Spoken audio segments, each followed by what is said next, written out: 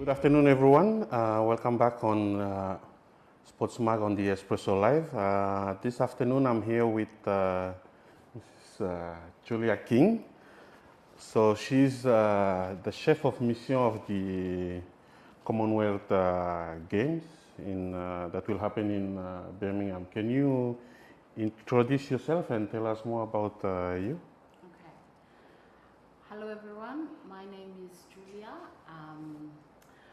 My role in the Commonwealth Games is chef de mission, and I've been granted this honor by Vasanok, which is the National Local Olympic Committee here. And the games are taking place next month from the 28th July to August 8th. Me personally, my husband and I co-own and run the Kava House, Vanuatu, and we have a football club called Mauriki that has a senior men's team and a senior women's team and a youth league. Yeah, they did great last weekend. Yes, it's the first games of the season and it's a challenge.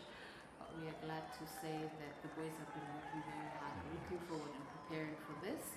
So we've opened on a high note, but needless to say, there's been a lot of work behind the scenes. So they've worked very hard and the victories have been deserving. Yeah, because last season they were in the first division and yes, so they this won. time last year we were playing in the relegation matches too. And in the relegation matches we graduated to the Premiership. So this the finishing season was our first season in the Premiership, and we finished in the top 5, which was very good. And currently we're sitting second on the Premiership table, which is very good. But these are aspiring youngsters who are out there to,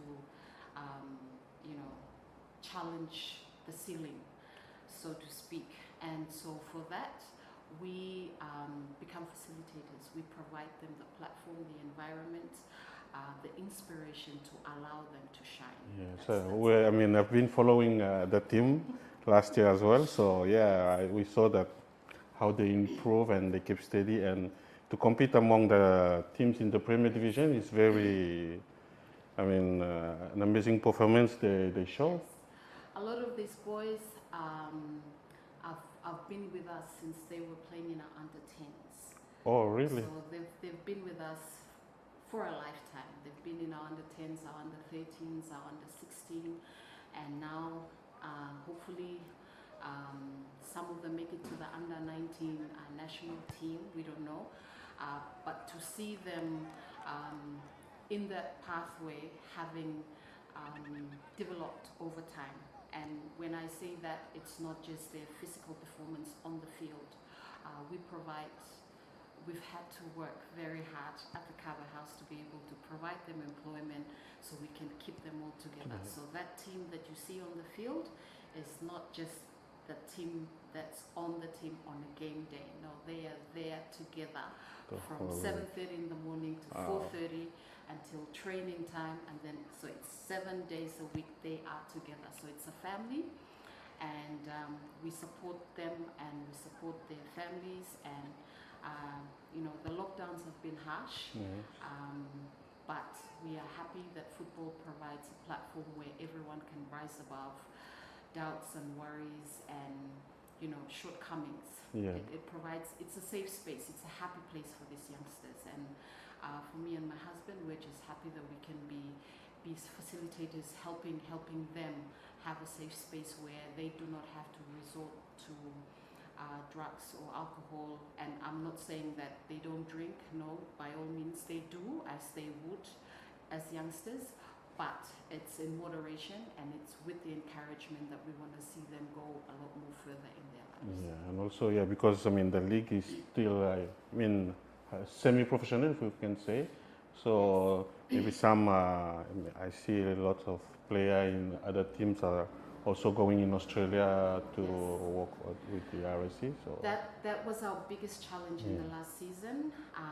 Keeping them all here for the last season was not easy. It was very hard. A lot of them were very tempted to go overseas to work for their families. So we had to incentivize and give them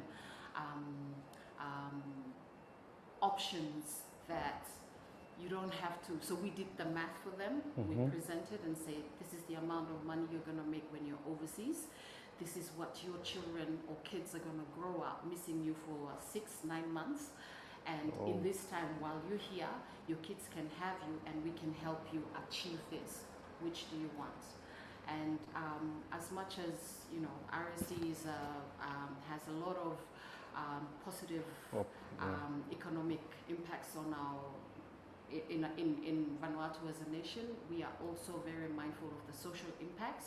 And for us, it's the kids that are growing up without their father being present, without their mother being present. We are very much more concerned about their psychological, their mental growth, emotionally. They need their fathers The father to be figure, here. yeah. So for me as a mom, that's like my biggest role, is to make sure that these kids have their parents here, and for their for the family to be together while the father is playing on the field, because then it's not just football anymore. It's a community. It's a family unit, and so it helps them psychologically that they can be independent without having to travel overseas. We are very fortunate that football provided us that opportunity to be able to provide for them in this capacity, and we would like to see it go further. But yes, it's not an easy feat. We've had to work very hard, and so with the cover house business in the current lockdowns and with the challenging economic status of the world,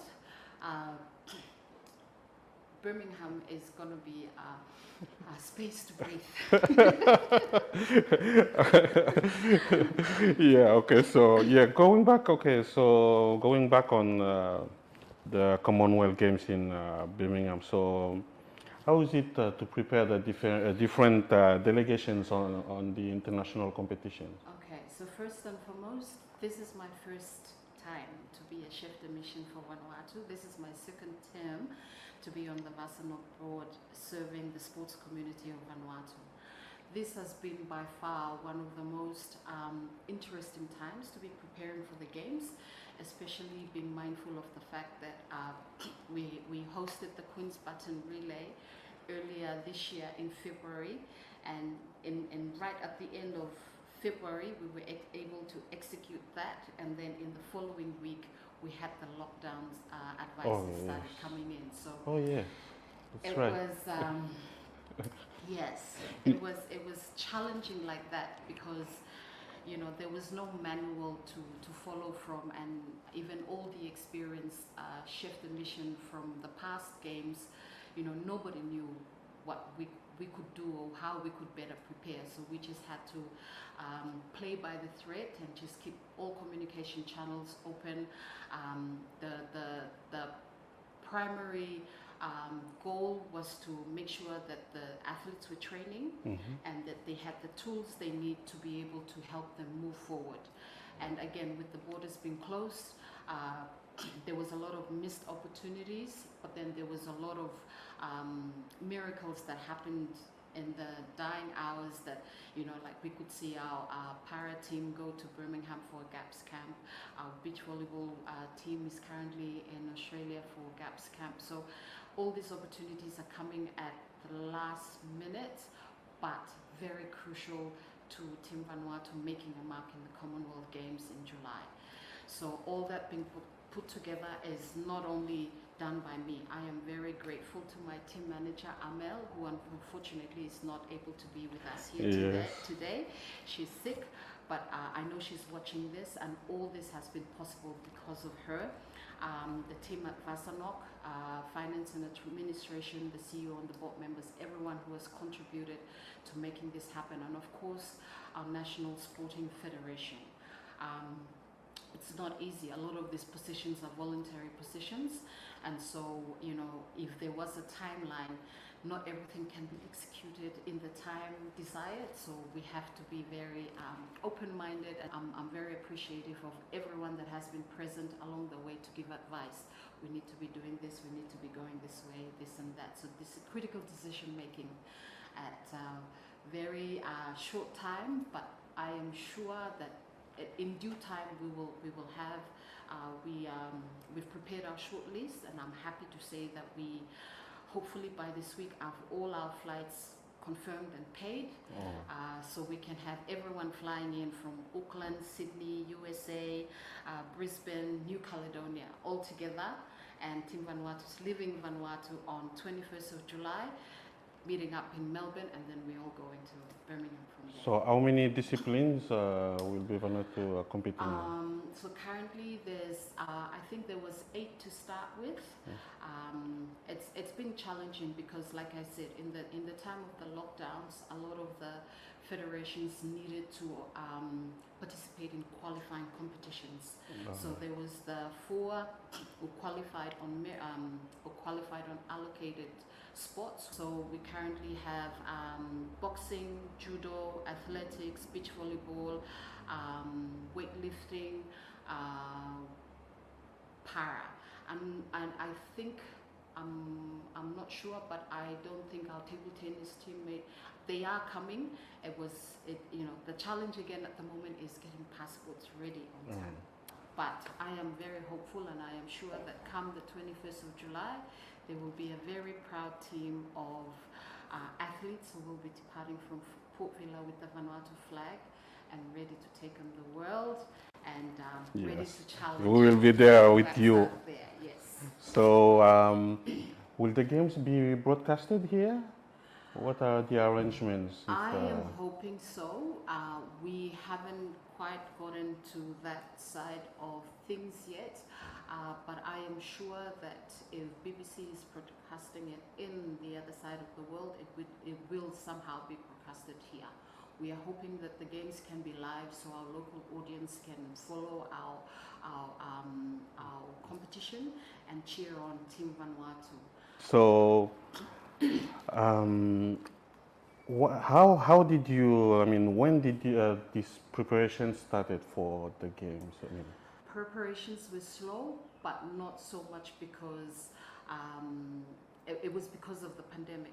It was because of the pandemic that it was hard to get sports moving so people can be more aware that there is a Commonwealth Games. And not just that, we also had the Tokyo Games that were supposed to happen, I think it was last year, and they had to move it. And they traveled amidst the peak of the pandemic. So traveling for our 7-person team Vanuatu was a huge challenge. The whole COVID protocol, the masks, sanitation, amidst their training time and competition time, it was just challenging mentally for the team there and for us here who were preparing. And not just that, we also have Saipan Games happening in next week. Next week, yes. So, yes, the team at Rasalka has had their hands full. The whole sporting community is alert this time of the year because all the athletes are traveling everywhere. Mariana is a US state, so the whole travel logistics is just another. Yeah, to prepare the visa, I think you have to go to PNG. Yes, so with the games, I think the athletes are traveling via Newcal, and they're joining the Newcal team and traveling on a charter there, and then the visas are going to be granted to them upon entry. Like for Team Vanuatu, having to coordinate all our athletes coming from all the other different camps. Yes. Because different athletes are participating in different countries for different camps. Huh? Yes. So, and it's vital that they are there because they are training.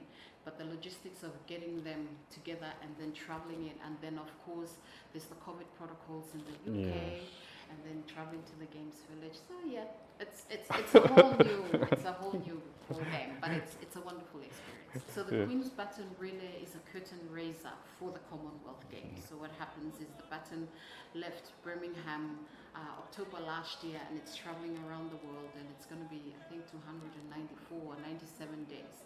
And come the opening of the games on the 28th of July, the baton would have just made it back to Birmingham and coming into the arena.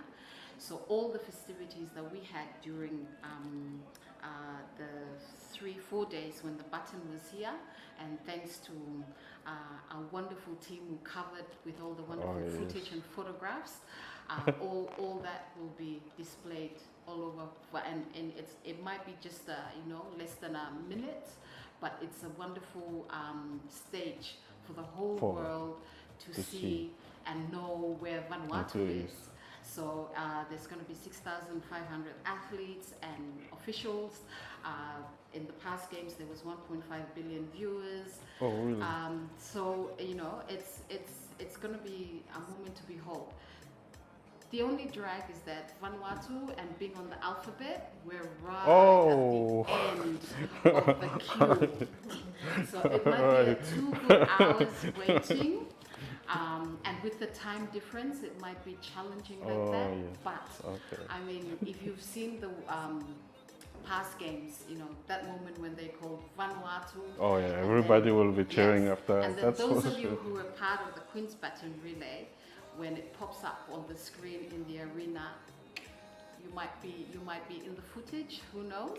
We haven't even seen the footage, so it's up to our Queen's Baton Relay team organizers for whatever they're going to put up there. But that was to showcase what Vanuatu had prepared, and more importantly, not just the relay, to have the athletes participate, to be part of the baton bearing, but also with the beach festival where we had kids, intermediate, adolescent, 13, 14, from different schools in Port Vila come out and take part in a beach festival, and we're encouraging them that in the next cycle, where it's 4 years down the track, there's going to be another Commonwealth Game. So if you want to be part of these games, which is going to be in the region, it's going to be in Victoria, Melbourne. Oh. Yes. So hopefully we will see some Team Vanuatu participants who participated in the beach festival. So that was a platform to inspire kids to provide them the pathway that if you want to be in Team Vanuatu, this is how you do it. You sign up with these NFs. These are the games. This is the skill sets you need to have, the people you need to know, and then that's where you go. But they had a T-shirt with Team Vanuatu at the back. So for them, they're already Team Vanuatu. I'll be looking up to hear them cheer on. I'm going to be miles away, but I'm looking forward to seeing those participants cheer for Team Vanuatu come the opening of the Birmingham Games. Okay, so what advice can you give back to those youngsters? So what advice can you give to our viewers, especially for those young women, but also for those who are interested to pursue a career in sport, not only as athletes, but also for a role evolving around sport? So, speaking first and foremost from my mom hat, it's not easy.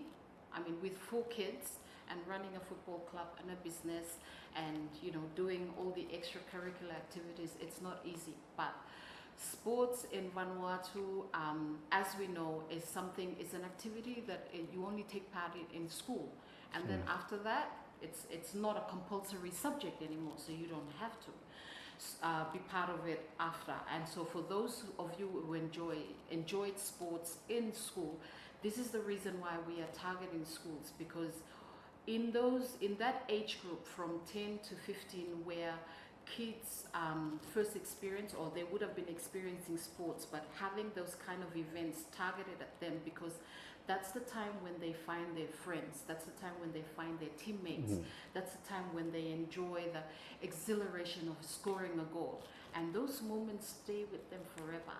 And regardless of, later on in life when we outgrow our sporting gear, or maybe our shoes don't fit anymore, you look back, and these are the exact moments that we are capturing, because we would like for that inspiration to stay on.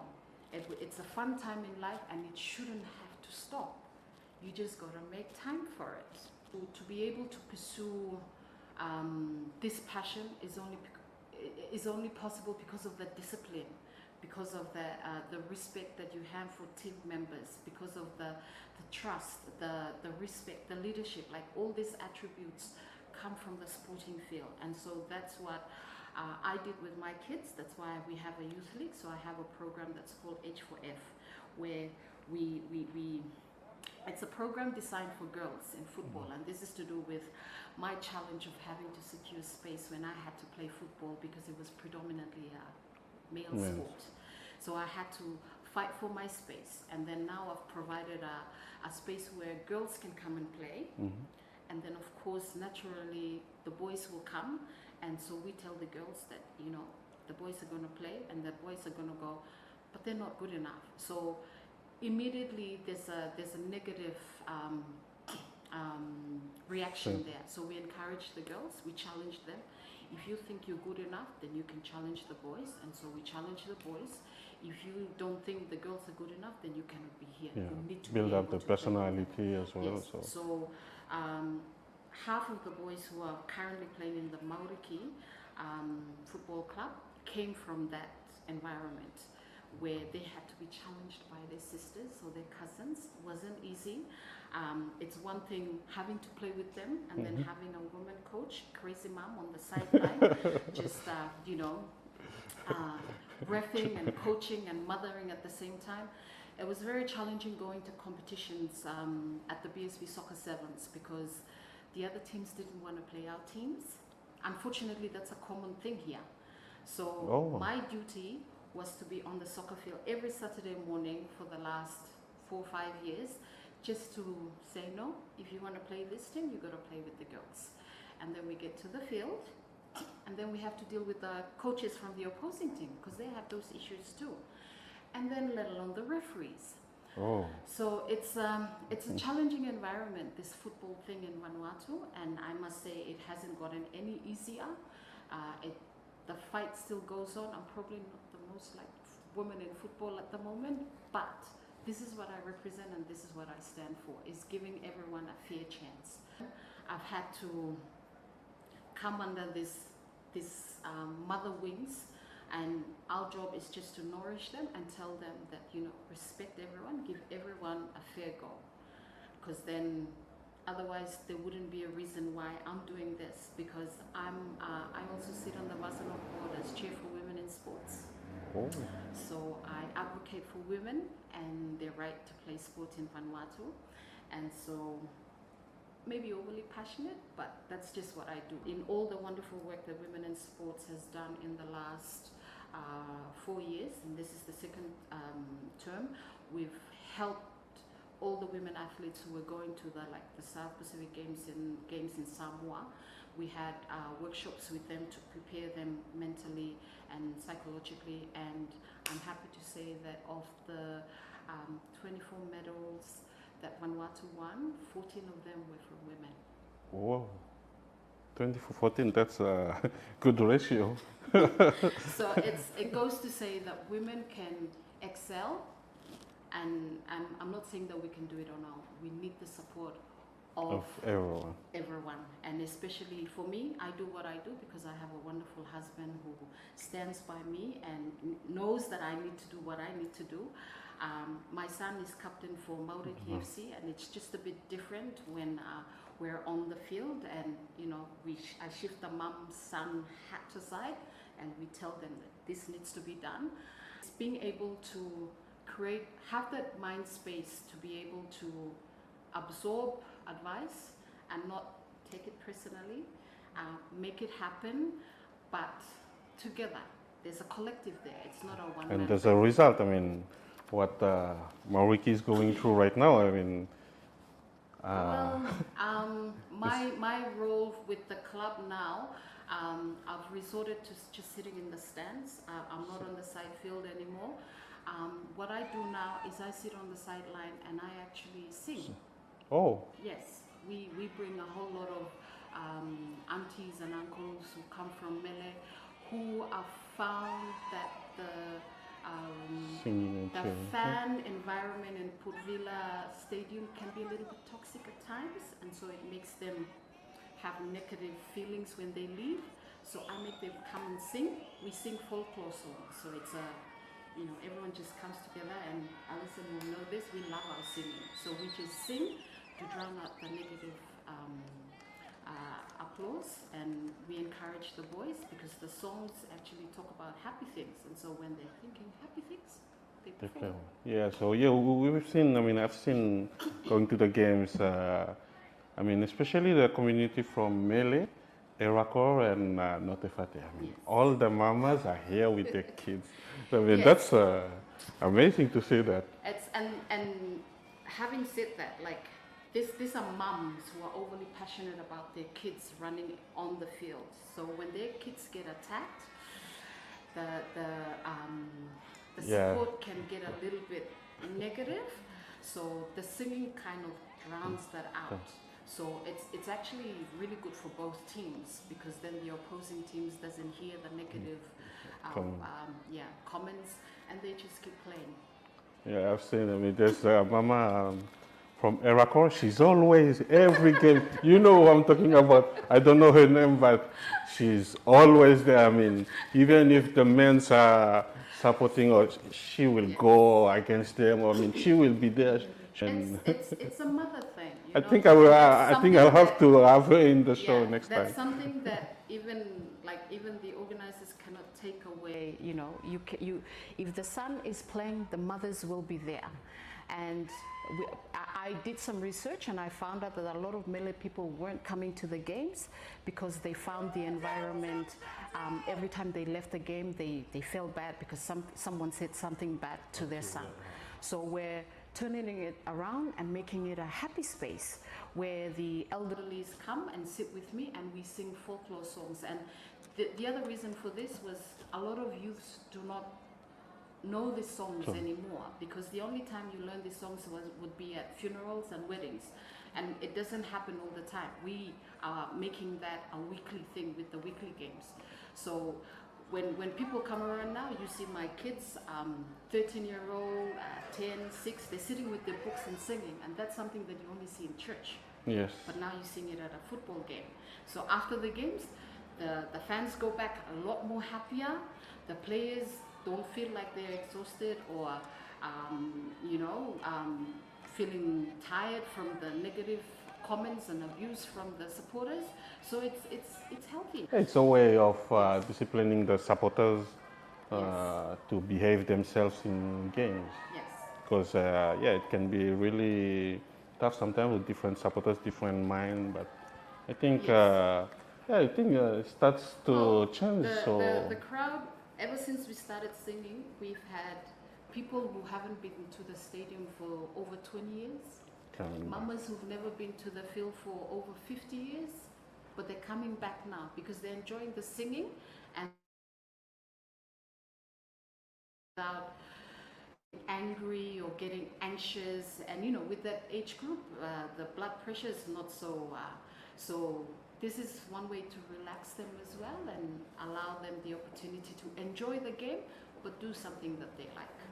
We've seen it was 2 weeks ago, so during the Champions League final, there have been some supporters who forced their entries in the stadium, and there were parents with their children, so they couldn't get in. All the violence, I mean, the police react a little bit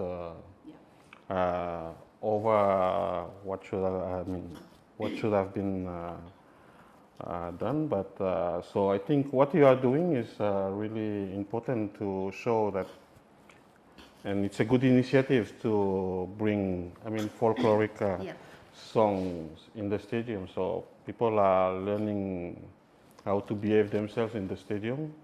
The clubs have their own songs. They're like battle songs that you sing, almost like maybe you can compare it to a haka. Okay. But this is the Mele, like the Tupuchimere. They have their own song, and everyone, like all the children who play football, that's like the first song after the church songs. And when you start singing that song, it's not just for the players. It's for everyone that has had the opportunity to wear the colors, the village colors. Used to be just blue and yellow, but now it's green, black, and one tomb. All of them are clubhouse employees. We've had to make it that way. There's a lot of them who are still lined up who want to come. But a lot of them started hanging around our son when he was tiny. So our son Nicholas, who's the captain of the team. And the environment around football is always focused on winning and, winning Going and moving more. on, moving. And sometimes it disregards the sportsmanship on the field. Football in Vanuatu is very, very, it's become more than just a sport. It's a culture now. You talk about football, everyone wants, and there's all the traditional clubs from Port Vila, like Ifira, Erakor, Yater, when teams are playing, everyone wants to go watch these games. And yes, I have been at games where the players are fighting to the point where supporters are fighting, and it does not, it's not a good space where you want to take your kids. Yeah, so the players wouldn't bring their families there. And we all know by now, we've established that players perform better when they have, their support network on the grandstands. Because when the wife's screaming, the performance, the adrenaline just comes from nowhere. Or when the kids are screaming, the father is, outperforming. So that's the kind of support that they want. But we have to create an environment where it's conducive to the players' performance. So for a lot of these kids growing up, they've always wanted to represent Vanuatu at some point in their life. And yes, now that we're talking about the Champions League, of course, that's like the ultimate competition, to be able to represent Vanuatu in the O League. But in the journey of getting there, we're not going to step on anyone all the way. We make sure it's fair game all the way. We make sure we provide a healthy environment where family want to come and support them to be able to perform to the best of their ability. They're in a good state of mind. Yes. So there will be a time when these players are going to play away from here, and they won't have this kind of environment. And it's, a lot of them have never been able to represent Vanuatu abroad. So it's going to be a different mindset. It's a different field of play. It's a different environment, the climate-wise. So we want as much as possible to help prepare them for that. Anything is achievable, but it doesn't have to be in an environment filled with violence. That doesn't do anyone any favors. Yeah. The clubs, nor their fans, nor the Port Vila League, nor sponsors. It's not something that I endorse, and it's not something that I would like to see it happening. Support, responsibility, say what you need to say, and yes, if the pressure is very high, which is it's always the case, get them singing. I don't think there's anyone in Vanuatu who does not know a chorus. So as soon as they start singing, it'll do wonders, not only for the players, but also for the blood pressure, because it can't really, these two don't really match what comes out of the mouth. So as long as you occupy the mouth with the singing, there won't be any insults coming out at all. So, Julia, you are also a business owner, and you also manage the football team, Mauriki FC, with your husband. So, how do you manage the different hats, and what are the different challenges you came across, and how did you overcome it? So, as business owner with my husband, that's a challenge. But first and foremost, before the business, I'm wife to my husband. That's my highest office. In everything I do, I just remember that I'm wife to my husband, I'm mother to our kids, and then everything comes after that.